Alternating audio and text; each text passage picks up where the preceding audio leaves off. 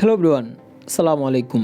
এই ভিডিওতে আমি আপনাদের সাথে তুলে ধরার চেষ্টা করছি দেশের এমন সার্বিক পরিস্থিতিতে এনা ট্রান্সপোর্ট সহ দেশের বেশ কিছু নামি দামি বাস কোম্পানি কিন্তু বন্ধ করে দেওয়ার সিদ্ধান্ত নিচ্ছে, কিংবা এই সমস্ত বাস কোম্পানিগুলো আগামীতে সার্ভিস দিতে পারবে কি না এ নিয়ে তথ্য শেয়ার করার চেষ্টা করব। যেহেতু এখানে পূর্বে কোটা সংস্কারের ইস্যুতে সারা দেশে পরিবহন ব্যবসা পুরোপুরি বন্ধ হয়ে যায়, নতুন সরকারের তত্ত্বাবধানে কিন্তু আবারও সেটি সচল হতে শুরু করে। তবে এনা ট্রান্সপোর্ট, সার্বিক পরিবহন, কুমিল্লার তিশা প্লাটিনাম সহ অন্যান্য বাস কোম্পানি এখনো রাস্তায় দেখা যাচ্ছে না। বলতে গেলে এক প্রকার আওয়ামী লীগের ক্ষমতাশীল এমপি মন্ত্রীদের বাস কোম্পানিগুলো এখন আর রাস্তায় দেখা যাচ্ছে না, কিংবা দেশের বাস মালিক কমিউনিটিগুলোতে অনেকেই কিন্তু অনেক রকম মন্তব্য ছড়িয়ে যাচ্ছে। কেউ বলতেছে হয়তো বাসগুলো বন্ধ হয়ে যাবে, কেউ বললে হয়তো ব্যানার খুলে কিংবা মালিকানা পরিবর্তন করে এই সমস্ত বাস কোম্পানিগুলো সার্ভিস দিতে পারে। এক্ষেত্রে এনা ট্রান্সপোর্টের বাসগুলো রাস্তায় সার্ভিস দিলেও খন্দকার এনায়েতুল্লাহ থেকে উনের পরিবর্তন হয়ে আতিকুর রহমানের আওতাধীন এনা ট্রান্সপোর্টের এই বাসগুলো চলাচল করবে। পাশাপাশি তাদের বাসগুলো যদি রাস্তায় নামে তাহলে এনা ট্রান্সপোর্ট এনার এই লোগোটা কিন্তু নাও থাকতে পারে। অর্থাৎ এখান থেকে বোঝা যাচ্ছে সিলেটের এনা ট্রান্সপোর্ট গা ঢাকা দিয়ে চলাচল করার জন্য যা যা করা লাগে সবকিছুই তারা করতে রাজি। যেমন কি এনা ট্রান্সপোর্টের উনের পরিবর্তন, বাসের গায়ে এনার লোগো থাকবে না, বিশেষ করে সার্বিক পরিবহনে কিন্তু একই পদ্ধতিতে কিন্তু সেবা দিয়ে যাবে। এখানে দিন শেষে আমি মনে করি সিলেটের এনা ট্রান্সপোর্ট বলেন কিংবা সার্বিক পরিবহন কিংবা কুমিল্লা বিশ্ব রোডের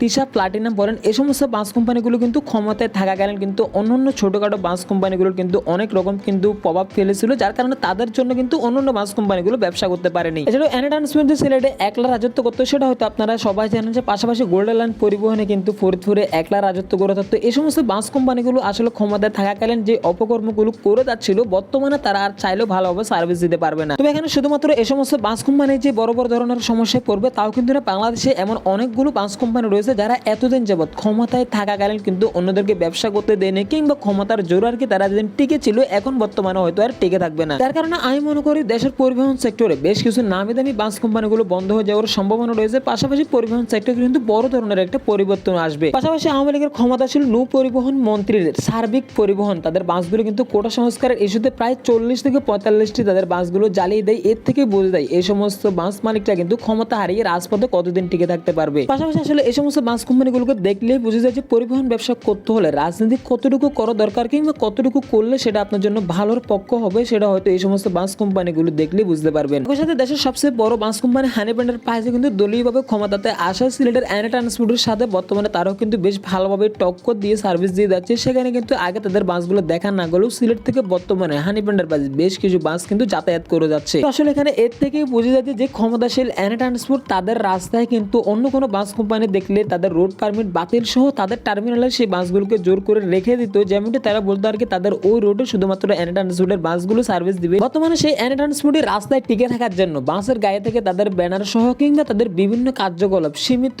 আকারে রাস্তায় শুধুমাত্র সার্ভিস দেবার জন্য কিন্তু অন্যের কাছে কিংবা অন্যদের সহযোগিতায় কিভাবে রাস্তায় টিকে থাকা যায় সেই আশায় তারা করে যাচ্ছে। পাশাপাশি সিলেট জেলাতে এনা ট্রান্সপোর্ট দীর্ঘদিন যাবত একলা রাজত্ব করে আসা সেই রেকর্ডটাও কিন্তু ভেঙে দেয় বাংলাদেশের সবচেয়ে বড় বাস কোম্পানি হানিব্যান্ডের পায়। তবে দেশের বাস ভিত্তিক গ্রুপগুলোতে সারা দেশে এনা ট্রান্সপোর্টের বাসগুলো চলাচল বন্ধ এই নিউজটি ঘোষণা হলো, আদৌ কিন্তু এটা পুরোপুরি সত্য নয়। এনা ট্রান্সপোর্ট জানিয়েছিল আর কি তাদের ব্যানার সহ কিংবা বিভিন্ন কার্যকলাপ সীমিত আকারে তাদের সার্ভিসটি পুনরায় চালু করবে, তবে একটু আর কি সময় নিচ্ছে তারা। একই সাথে সাথে এনা ট্রান্সপোর্টের বেশ কিছু বাসও বাংলাদেশের বিভিন্ন জেলাতে ভাঙচুর করা হয়। পাশাপাশি এনা ট্রান্সপোর্ট বলেন কিংবা সার্বিক পরিবহন, কুমিল্লার তিশা প্লাটিনাম এই সমস্ত বাস কোম্পানিগুলো রোড পারমিটে বাতিল হওয়ার সম্ভাবনা রয়েছে। তবে এক্ষেত্রে এই সমস্ত টপিকে ভিডিও তৈরি করার কোনো আগ্রহী কিন্তু আমার ছিল না। অনেকে আজকে এই সমস্ত বাস কোম্পানির সম্পর্কে আর কি জানতে চেয়েছিলেন, যার কারণে এই বিষয়টি আপনাদের সাথে ক্লিয়ার করে দিলাম। দেশের পরিবহন জগৎ রিলেটিভ যে কোনো তথ্য জানতে অবশ্যই চ্যানেলটি সাবস্ক্রাইব করে পাশে থাকবেন। দেখা হবে নেক্সটে অন্য কোনো ভিডিওতে। আল্লাহ হাফেজ।